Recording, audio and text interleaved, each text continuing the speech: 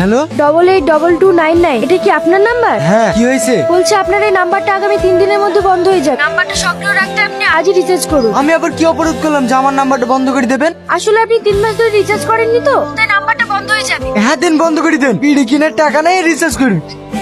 Hello sir, কালকে আপনাকে phone করেছিলাম রিচার্জের জন্য। আপনি এখনো পর্যন্ত রিচার্জ করেননি কেন? আপনাকে আমি কতবার করে বলবো আমি কাজকর্ম করিনি, কাছে টাকা পয়সা নেই। আর এমনি তো আমি কাউকে ফোন করিনি, আর আমাকে ফোন করার মতো কেউ নেই। দেন সিম বন্ধ করে দেন। সত্যি কি আপনাকে ফোন করার মতো কেউ নেই? না নেই, আমার বন্ধু বান্ধব গার্লফ্রেন্ড বয়ফ্রেন্ড কেউ নেই। তোমার যদি অতই দরদ লাগে তুমি রিচার্জটা করে দাও না। যত সব মেয়েটা সত্যি তোকে রিচার্জ করে দিল? আমার তো বিশ্বাসই হচ্ছে না। আমি কি মিথ্যে কথা বলছি? তোরা তুই নিজের চোখে দেখলি। আমার মনে হয় মেয়েটা তোর সাথে প্রেম করার ইচ্ছা আছে, জানিস? তা নাহলে রিচার্জ করে দেবে কেন? থাম থাম থাম, মেয়েটা আবার ফোন করছি। ম্যাডাম আপনাকে অনেক অনেক ধন্যবাদ রিচার্জটা করে দেওয়ার জন্য। দেখেন, আমি রিচার্জটা হয়েছে কিনা সেটা জানার জন্য ফোন করেছি। আমি আপনার সাথে 5 মিনিট কথা বলতে চাই। আপনি কি এখন ফ্রি আছেন? হ্যাঁ ম্যাডাম। কাল যে আপনি বললেন রিচার্জ করার টাকা নেই, কি আপনার কাছে টাকা ছিল না? না ছিল না। কেন?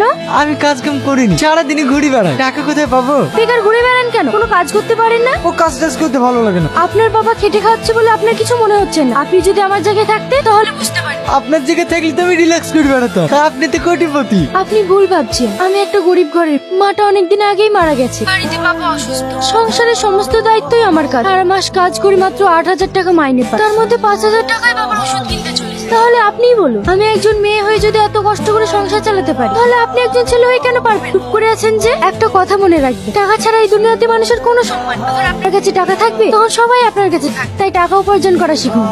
দাঁড়ান দাঁড়ান, চলে এসছি। তুই নাকি একবার ফোন করি। হ্যালো, আমি রাহুল বলছি। আমি আপনাকে কিভাবে সাহায্য করতে পারি? বলছিলাম ওখানে তুহিনে নামে একটা মেয়ে কাজ করে, ওকে ফোনটা দেন না। এটা একটা প্রফেশনাল লাইন, এখানে আপনি কারোর সঙ্গে পার্সোনাল ভাবে কথা বলতে পারেন। আপনার কোনো দরকার থাকলে বলুন, আমি হেল্প করছি। না না ঠিক আছে, রাখছি। হ্যালো, বিশ্বজিৎ বলুন, আপনাকে আমি কিভাবে হেল্প করতে পারি? হ্যালো, আমি তুহিনা বলছি। সকাল থেকে একবারও ফোন করোনি কেন? আমি তোমার ফোনের অপেক্ষায় ছিলাম। অপেক্ষায় ছিলে কেন? কেন তুমি জানো না নাকি তোমার সঙ্গে কথা না বললে আমার একটু ভালো লাগে না? ভালো লাগে না কেন? ওকে ভালোবাসি তাই। কি? ওসব কথা বাদ দাও। আমার লাইফে আজকে আমি প্রথম 500 টাকা ইনকাম করেছি। ওই টাকাটা আমি তোমাকে দিতে চাই। তোমার ফোন পে নাম্বার বলো। আমাকে কেন? জীবনের প্রথম ইনকাম বাবা মায়ের হাতে তুলে দিতে হয়। তুই না, এটা কি প্রেম করার জায়গা? তোকে এখানে রাখা হচ্ছে কাজটার প্রবলেম জেনে সেটা সলভ করার জন্য, তার সাথে প্রেম করার জন্য না। না মানে স্যার। চুপ করো তুমি। আমি কয়েকদিন ধরে লক্ষ্য করে দেখছি তুমি একই নম্বরে বারবার ফোন করে 2-3 ঘন্টা ধরে কথা বলছো। তাই তোমাকে আমি আর এখানে রাখতে চাই না। না স্যার, এরকম করবেন না। আপনি তো সবই জানেন। আমার বাড়িতে অসুস্থ বাবা, চাকরিটা চলে গেলে আমি খুব সমস্যায় পড়ে যাব। সেটা তোমার আগে ভাবা দরকার ছিল। তুমি এই মুহূর্তে এখান থেকে বেরিয়ে যাও।